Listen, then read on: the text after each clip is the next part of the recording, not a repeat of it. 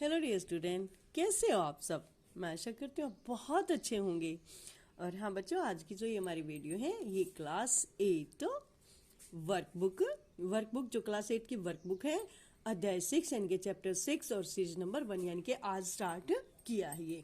और हाँ बच्चों, जो चैप्टर स्टार्ट करने से पहले पता लगाते हैं चैप्टर है किस टॉपिक पर। वर्ग एवं वर्गमूल। वर्ग बच्चों बोलते हैं स्क्वायर को इंग्लिश में, और वर्गमूल को बोलते हैं स्क्वायर रूट।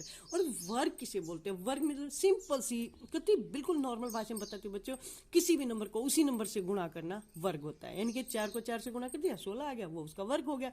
5 को 5 से गुणा कर दिया 25 आ गया, वो उसका वर्ग हो गया। और हाँ, अब वर्गमूल क्या होता है? जो हमारा वर्ग आया है अगर उसी को उसी नंबर से डिवाइड कर दिया जाए तो वर्गमूल होगा। डेफिनेशन क्लियर कर लेते हैं बच्चों। सबसे पहले वर्ग की, या मैंने वर्ग की डेफिनेशन दी है बच्चों।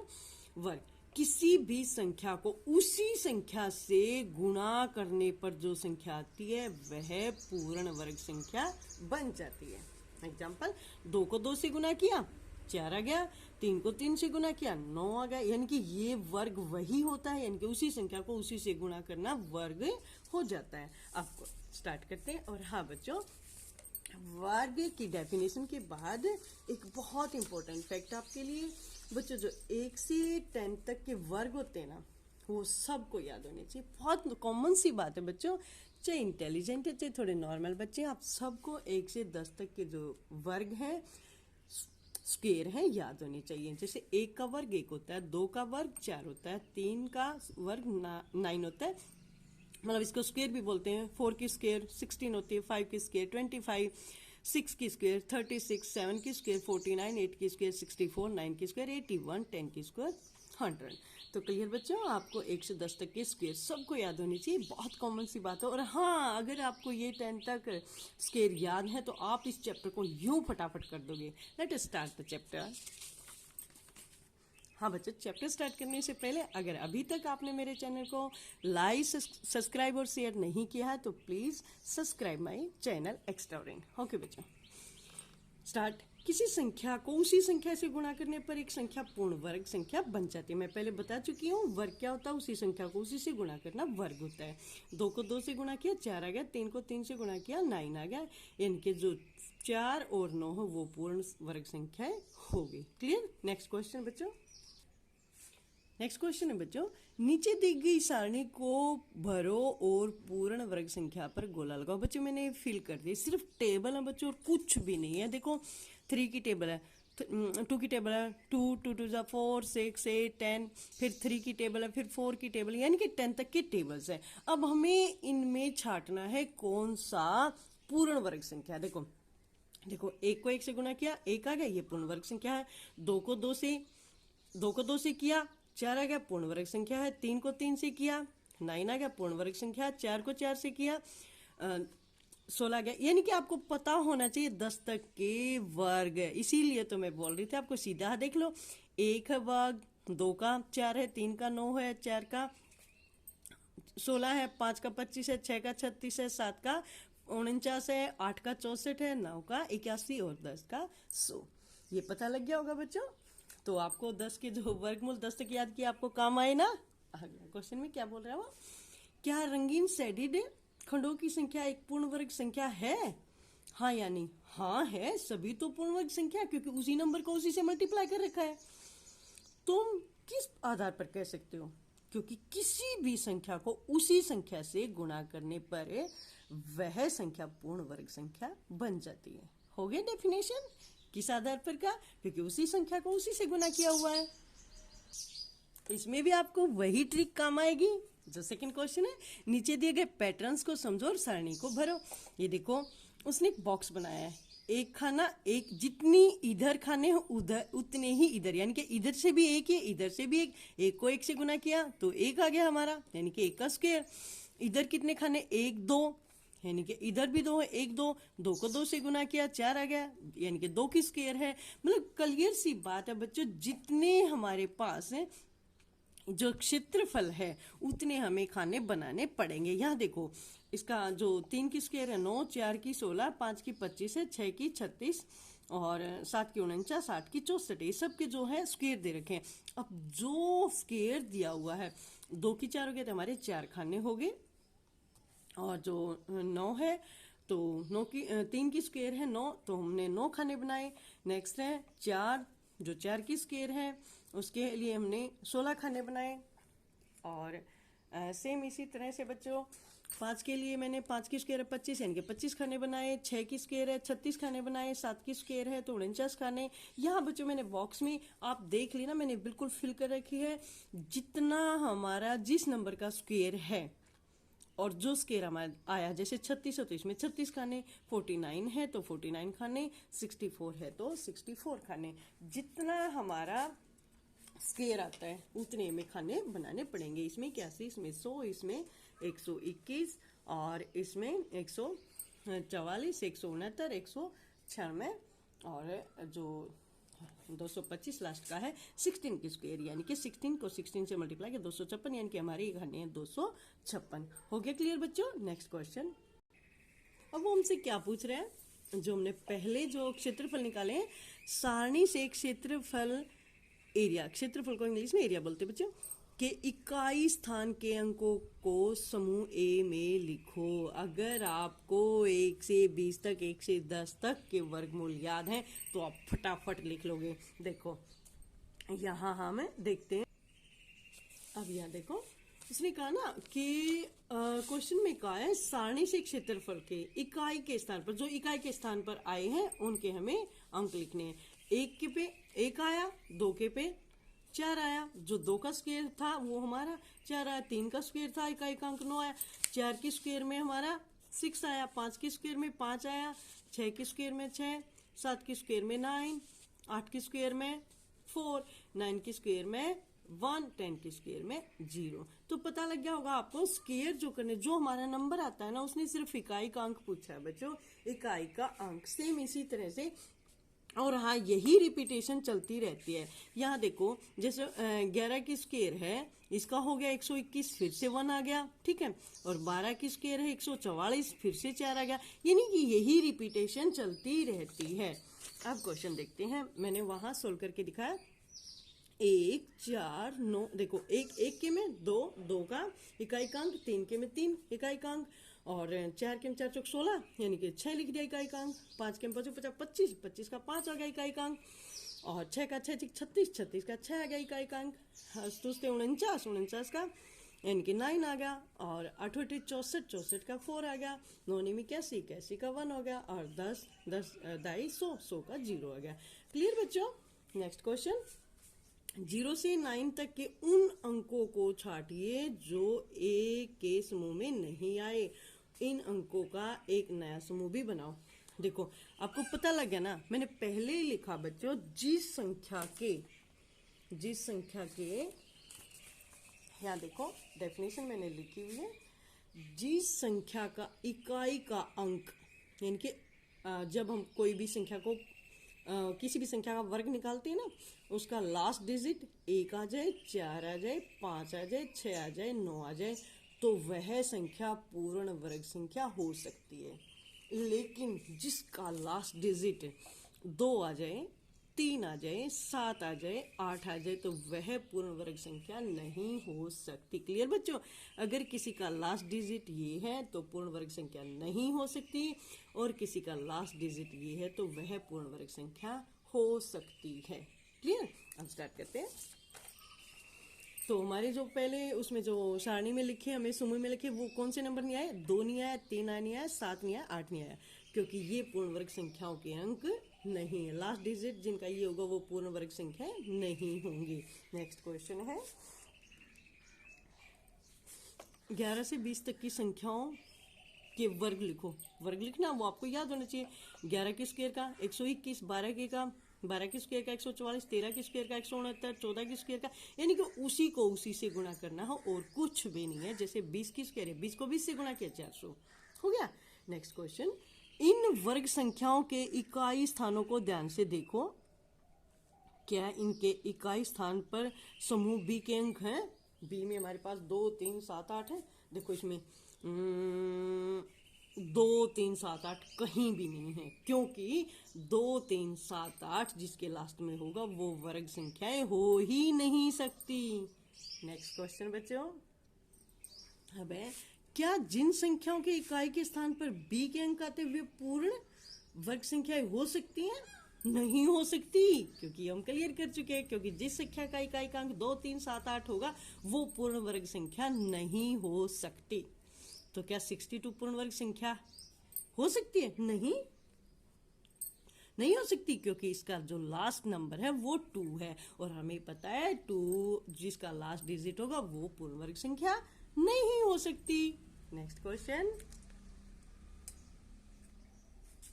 निम्नलिखित संख्याओं में से उन संख्याओं पर गोला लगाओ जो तुम्हारे अनुसार पूर्ण वर्ग संख्या हो ही नहीं सकती।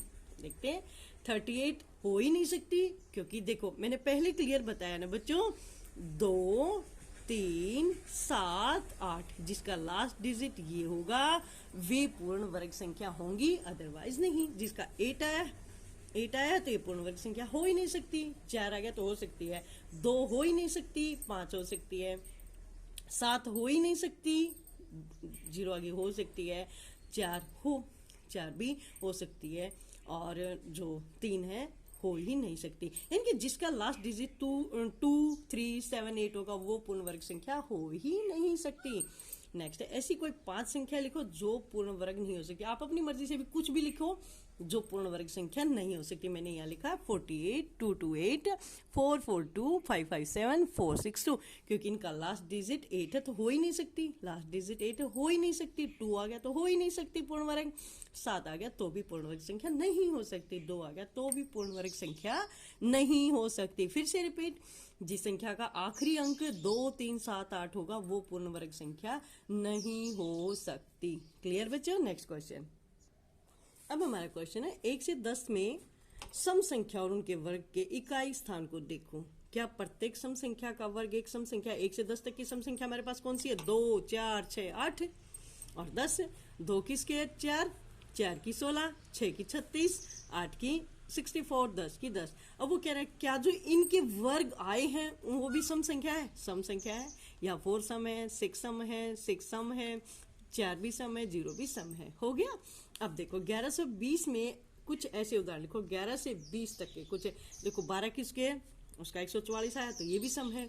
14 की स्क्वायर 196 आ गया, 6 आ गया तो ये भी स्क्वायर है। 16 की स्क्वायर 256, 6 आ गया तो ये भी सम है।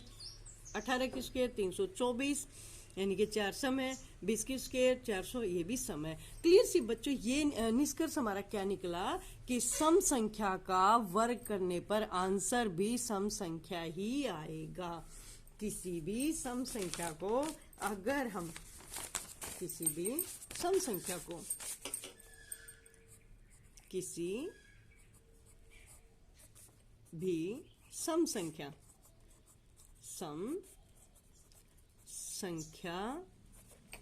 का वर्ग भी सम संख्या होगा। हो गया क्लियर? देखो 2 का स्केल 4 आ गया तो है ना सम, ठीक है। अब 3 तो सम नहीं है, 4 का 16 ये भी है ना सम। तो क्लियर बच्चों? नेक्स्ट क्वेश्चन स्टार्ट करते हैं। इसी तरह क्या हर विषम संख्या का वर्ग एक विषम संख्या होता है? हाँ, अगर 3 को 3 से मल्टीप्लाई करेंगे तो 9 आया विषम। 5 को 5 से मल्टीप्लाई करेंगे तो आया 25, वो भी विषम है। 1120 में कुछ ऐसे उदाहरण लिखो। 11 की स्क्वायर 121 ये भी विषम है। 13 विषम है, इसकी स्क्वायर किया तो 169 आ गया, ये भी विषम है। 15 की स्क्वायर किया 225 आ गया, ये भी विषम है। 17 की स्क्वायर किया 289 आ गया, ये भी विषम है। 19 की स्क्वायर किया 361 आ गया, तो ये भी विषम है। हो गया। अब देखें ये क्या कह रहे हैं। क्या हम किसी संख्या का वर्ग निकाले बिना उसके वर्ग के इकाई स्थान का अंक पता लगा सकते हैं? हाँ, लगा सकते हैं। वर्ग के इकाई स्थान के अंक का पता लगाने के लिए संख्या के इकाई स्थान के अंक को देखना काफी है। बहुत बिल्कुल। चलो इसे जांचने के लिए नीचे जाते हैं। यहाँ देखो क्वेश्चन है 3rd। संख्या यहाँ दी गई है उसने 11 12 13 14 15, ठीक है। 19, 18, 17, 16, 20। यहाँ देखो उसने कहा है जो 11 का वर्ग हम निकालेंगे उसका इकाई का स्थान क्या होगा। देखो 11 को 11 से मल्टीप्लाई किया, 1 आ गया। क्योंकि हमें इकाई का अंक पता लगाने के लिए पूरी संख्या का कुछ नहीं करना बच्चों। ये फर्स्ट इकाई का अंक लिया, 2 दूनी 4, 4 आ गया। 3 पहला इकाई का अंक 3 है, 3 को 3 से गुणा किया, 9 आ गया। और 4 है इकाई का अंक, 4 चौक 16, 16 का एक अक्षर लिख दिया 6। यानी कि पहला जो भी अक्षर आया हमें वही लिखना है। जैसे 5 है, 5 को 5 50, 25, 25 यानी कि 5 पहला अक्षर है वो लिख दिया। वर्ग के इकाई का 19 का 361, 9 को मल्टीप्लाई 9 में 81, 81 का 1 आ गया। 8 को ले, 8 64, 64 का 4 आ गया। 49, 49 का पहला अक्षर 9 है।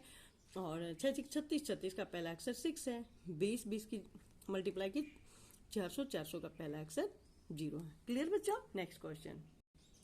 अब हमारा क्वेश्चन, क्या 11 व 19 के वर्ग के इकाई स्थान पर अंक समान है? हाँ, क्योंकि 11 को 11 से गुणा किया 11 को 11 से गुणा किया 121 हो गया। और मतलब इसको इकाई का स्थान पता करना था ना। और 9 को 9 से गुणा किया तो 81। इसका भी पहला अक्षर है, इसका भी पहला अक्षर है, तो आंसर क्या होगा? हाँ, ठीक है। 12 और 18 वो 11 से 20 में और कौन सी संख्याओं के वर्गों के इकाई के स्थान समान है, अंक समान है? 12 का 144, इसका 4 आ गया। 18 का 324, इसका भी 4 आ गया। तो 12 और 18 का क्या हुआ? 4 है, इनके इकाई का अंक सेम है। 13 का 169, 17 का 289, इसका 9, इसका भी 9 सेम है। यानी कि 14 को 14 से गुणा किया, 14 की स्क्वायर 196, 16 की स्क्वायर 256, इसका भी 6, इसका भी 6। तो क्या 11, 21, 141 के वर्गों के इकाई स्थान पर अंक समान होंगे? हाँ, क्योंकि सबके इकाई का अंक एक ही है। Next question. कुछ ऐसी संख्याएं लो जिनके वर्ग के इकाई स्थान पर नीचे दिए गए अंक हो। देखो 0, 0 किस किस के वर्ग में? 10 के, 20 के, जिसके भी लास्ट में 0 होगा उसके वर्ग का इकाई का अंक 0 ही आएगा। 10, 20, 30, 40 जो भी है। और एक किस में आता है? अगर 11 को 11 से गुणा करेंगे तो 1 आएगा। 121 हो गया तो 1 आ गया। 19 को यानी कि 9 को 9 से गुणा करें तो 81 आ गया, 81 का भी 1 आएगा। 21 को मतलब जो इकाई का अंक है 1 को 1 से गुणा करेंगे तो भी 1 आएगा। 9 को 9 से गुणा करें 81 आया, यानी कि फिर से 1 आया। ठीक है। अब 2 किसी की पूर्ण वर्ग संख्या में नहीं आता, 3 किसी की पूर्ण वर्ग संख्या में नहीं आता, 4 किसकी में आता है? देखो एक तो 2 की में आता है, 8 8 64, 64 में भी 4 पहला अक्षर आता है। 100 जो 12 है, 12 की स्क्वायर करके देखो 144, उसमें भी 4 आ गया। अब ये 8 है, 8 को 8 8 64, फिर से 4 आ गया। नेक्स्ट है 5, 5 किसकी में है? 5 50 25, 5 आ गया। और 25 का पहला अक्षर 5 5 5 50 25, यानी कि जिसका लास्ट डिजिट 5 होगा उसका भी जो इकाई का अंक है 5 ही आएगा। नेक्स्ट बच्चों, आप देखो दी गई संख्या जिन संख्याओं की पूर्ण वर्ग संख्या है उनके इकाई स्थान क्या हो सकते हैं? देखो पूर्ण वर्ग संख्या 144, 64, पूर्ण वर्ग संख्या का देखो 4 है, सब में 4, 4 चौक 16। ये पूर्ण वर्ग संख्या देखो उसने कहा है, अब ये कह रहा है कि ये संख्या किसकी पूर्ण वर्ग हो सकती है? या तो 2 की, क्योंकि 2 की में लास्ट में डिजिट 4 आता है, 2 दूनी 4, 8 8 64, इसमें भी 4 आता है, इसमें भी 4 आता है, इसमें भी 64, यानी कि 4, यानी कि या तो 2 की हो सकती है या 8 की हो सकती है इकाई का अंक। ठीक है। अब अगला है देखो सब में 9 है, 9 किस में आता है? या तो 3 के स्क्वायर में 3 या 9, या 49, उसमें भी 9 आता है। और जो 6 है वो किसकी में आता है? या 4 चौक 16 में, या 4 6 36 में। और 1 किसकी में आता है? या तो 9 की में या 1 की में, यानी कि 9 में 81, 9 में 81, इसमें भी 1 आया। और 1 का तो 1 होता ही है। क्लियर? नेक्स्ट क्वेश्चन बच्चों। अब वो कह रहा है बिना गणना के, फिफ्थ क्वेश्चन है बच्चों, बिना गणना के बताओ कि नीचे दी गई पूर्ण वर्ग संख्या किन संख्याओं के वर्ग कह रहे हैं। एक देखो किन वर्ग संख्याओं के, 121 आपको याद होने चाहिए बच्चों, मैंने पहले क्लियर किया। 1 से 20 तक के आपके वर्ग याद होने चाहिए। 121 11 का है, 64 है, 8 का है, और 135 हो ही नहीं सकता। और 256 किसका है? 16 का है। और 472 हो ही नहीं सकता, 420 का है। और 196 14 का। यह मैंने आंसर लिख दिए। ये आपको याद करने पड़ेंगे बच्चों। नीचे दी गई संख्याओं में से सिर्फ देखकर बताओ कि कौन सी पूर्ण संख्याएं हो ही नहीं सकती। जिसके लास्ट का डिजिट मैंने क्लियर किया, जिसका लास्ट का डिजिट 2 3 7 8 होगा वो पूर्ण वर्ग संख्या हो ही नहीं सकती। ठीक है। तो यहाँ देखो 2 3 2 7 7 लास्ट डिजिट है, हो ही नहीं सकती। ठीक है। 296 इसका जिसके लास्ट का डिजिट 3 है 153 ये भी नहीं हो सकती, 208 ये भी नहीं हो सकती, 472 ये भी नहीं हो सकती क्योंकि इनके लास्ट का डिजिट 2378 है, इसलिए ये पूर्ण वर्ग संख्या नहीं हो सकती। अब वो क्या कह रहा है, तुमने इन संख्याओं की जांच कैसे की, तुम्हारे दोस्तों ने इनकी जांच कैसे की, आपस में आप बात कर लेना बच्चों कि कैसे पता किया। ये क्लियर सा आपको बस ये याद होना चाहिए, जिसका लास्ट का डिजिट 2378 होगा वो पूर्ण वर्ग संख्या हो ही नहीं सकती। Next question. अब ये नीचे दी गई संख्याओं में उन संख्याओं पर गोला बनाओ जो पूर्ण वर्ग नहीं हो सकती। क्लियर सी बात है बच्चों, देखो इसमें 1 जीरो ये पूर्ण वर्ग नहीं हो सकती, इसमें 4 जीरो है ये पूर्ण वर्ग है, ये उसने कहा नहीं हो सकती, उस पर सर्कल करना है। जो 3000 है ये पूर्ण वर्ग नहीं है, 640 है ये पूर्ण वर्ग नहीं है, ये मैंने सर्कल कर दिया जो पूर्ण वर्ग संख्या नहीं है। अब देखो कारण हम अगले क्वेश्चन में है, इस निष्कर्ष पर तुम कैसे पहुंचे, यानी कि कैसे पता किया भाई कि ये पूर्ण वर्ग संख्या नहीं हो सकती। जिस संख्या में शून्य की संख्या विषम है तो वह संख्या पूर्ण वर्ग नहीं हो सकती। विषम का मतलब जिस संख्या के लास्ट में 1 जीरो है वो पूर्ण वर्ग संख्या नहीं हो सकती, जिसके लास्ट में 3 जीरो है वो भी नहीं हो सकती, जिसके लास्ट में 5 जीरो है वो भी नहीं हो सकती। पूर्ण वर्ग संख्या कौन सी हो सकती है, जिसके लास्ट में 2 जीरो हो, 4 जीरो हो, ठीक है, 6 जीरो 8 जीरो ये हो सकती है, और जिसके लास्ट में 1 जीरो वो कभी भी पूर्ण वर्ग संख्या नहीं हो सकती। नेक्स्ट है बच्चों क्वेश्चन, बड़ा सिंपल सा क्वेश्चन है बच्चों। नेक्स्ट, नीचे दी गई सारणी को भरो और प्रश्नों के उत्तर दो। 10 का वर्ग 100, 20 का 400, 30 का 900, 15 का 225, 25 को 625, उसी को उसी से गुना कर दिया। इनके 10 को 10 से गुना किया तो 100, 20 को 20 से गुना किया तो 400, 30 को 30 से गुना किया तो 900। सेम इसी तरह बच्चों ये है। नेक्स्ट क्वेश्चन, इस आधार पर बताओ कि 256 व 729 10 के किन गुणजों के वर्गों के बीच में। 10 के गुणज आपको पता होगा, 10 20 30 40 50 60 ये सभी 10 के गुणज होते हैं बच्चों। 256 आता का है, 256 आता है बच्चों 100 के 10 का जो गुणज होगा, 10 का जो रूट स्क्वायर होगा 10 का 100 होता है, और 20 का 400, यानी कि 10 और 20 के स्क्वायर के बीच में 256 आएगा, ठीक है। 729 का आएगा, 729 बच्चों एक 20 के स्क्वायर में 30 के स्क्वायर में, 20 का स्क्वायर 400 होता है और 30 का 900, यानी कि इनके बीच में आएगा 729। नेक्स्ट क्वेश्चन, 256 10 के स्क्वायर के ज्यादा करीब है 200 की। क्लियर सी बात है बच्चों, 256 10 की स्क्वायर तो हमारा 100 हुआ और 20 की स्क्वायर हमारा 400 हुआ, तो 20 की स्क्वायर के ज्यादा नजदीक हुआ, क्योंकि 256 में 100 में तो सीधा 156 का फर्क है और उसमें 144 का। नेक्स्ट है, 10 और 20 के बीच की किन संख्याओं के वर्ग के इकाई के स्थान पर 6 आता है। 14 और 16, यानी कि 14 का स्क्वायर किया 196 आ गया और 16 का 256, यानी कि इनके साथ आया 6 है। सोचो उपयुक्त संख्याओं में से 256 किसका वर्ग हो सकता है। सिंपल सी बात है, आपको याद भी होना चाहिए, 16 का स्क्वायर 16 का 16 से गुना किया 256। Next question,